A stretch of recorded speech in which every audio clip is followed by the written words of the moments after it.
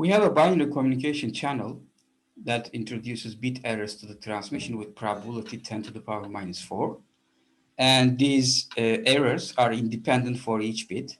And we have a packet of 10 to the power 5 bits. So we will have 10 to the power 5 bit transmissions, and each of them will have an individual and independent probability of 10 to power minus 4 of having an error.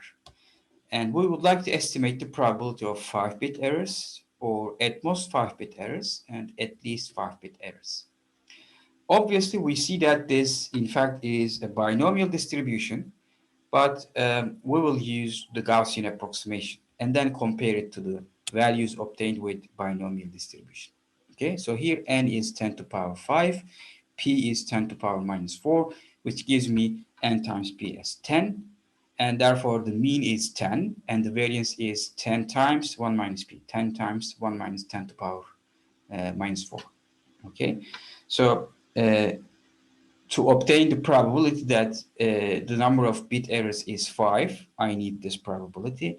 That's using the first method we have seen earlier, is the Q function 4.5 minus mean divided by the standard deviation minus Q function evaluated at 5.5 minus the mean divided by standard deviation. And this is the numerical result. Or use the second alternative, just evaluate the Gaussian PDF at the midpoint, which is 5. Okay, 5 minus the mean squared divided by 2 times the variance and the other parameters here. This is what you get. As you see, they are quite close, right? And the other parts, at most 5-bit errors that correspond to the event x less than or equal to 5, and at least 5-bit errors that corresponds to the probability that x is greater than or equal to 5. And here you would just use the Q function to evaluate these, and these are the numerical results.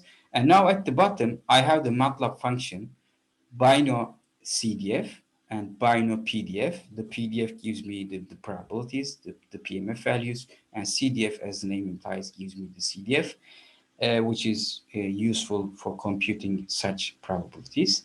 And these are the numerical results I obtained. If you compare them, this one to this, and this one to this, and this to this, okay? You see, they are quite close. Well, the absolute error is not much, but with some of them, especially with smaller probabilities, the relative error is not that great. But of course, the approximations work well in certain intervals, especially when you are close to the mean, but towards the outside of the distribution, the approximation may not be that accurate. But at the end of the day, if you have problems computing the binomial distribution, you can always make use of a Gaussian approximation like this. And finally, I would like to make some remarks about the central limit theorem. The central limit theorem is, as we have seen, very useful, very important, and it is the reason we use the Gaussian distribution quite prolific. We see it everywhere, modeling a lot of things, but one has to be careful with the central limit theorem.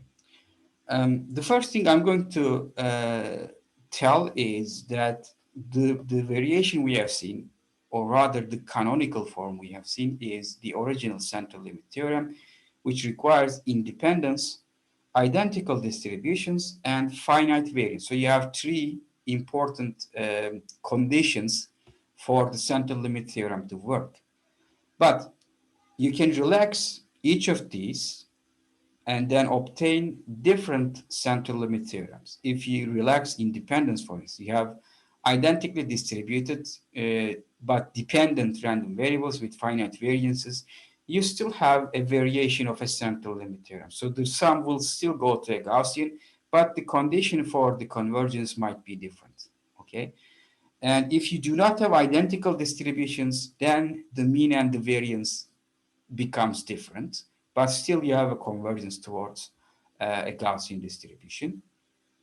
And also, when you have infinite variances, at least for some of the summands, okay, Under certain conditions, you can still convert to a Gaussian, but these are some involved derivations, so we are not going to see them. But for some introduction to these and some references, you can check this blog entry out.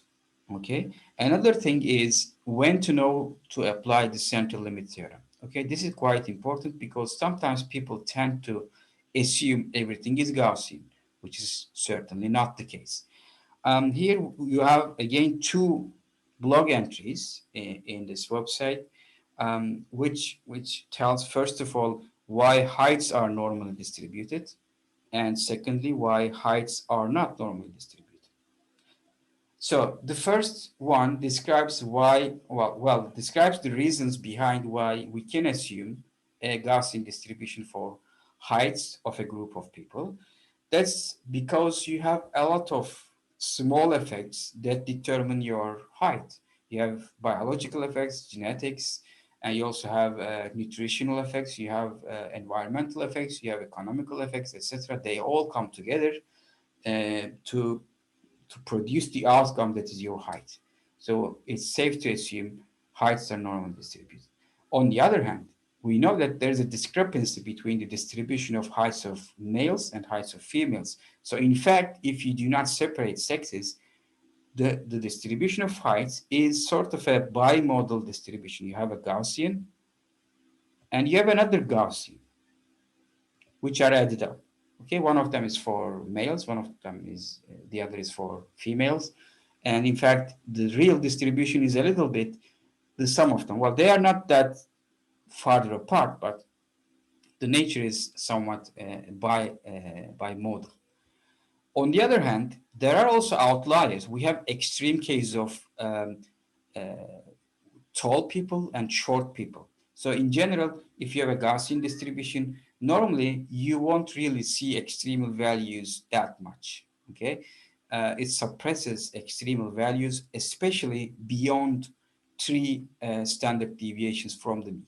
So that's not the case. We have compared to a Gaussian distribution, we have a lot of outliers in this aspect. So you have to be careful about what probabilities you are trying to obtain. If you are trying to obtain probabilities close to the mean in the normal operational region, let's say, a Gaussian approximation works very well. But in the extremes, it might fail. Okay? So it's important to realize when not to use the central limit theorem. There is also a blog entry which is entitled, Why Isn't Everything Normally Distributed? So there are examples in there. I suggest you to read it. It's not that long.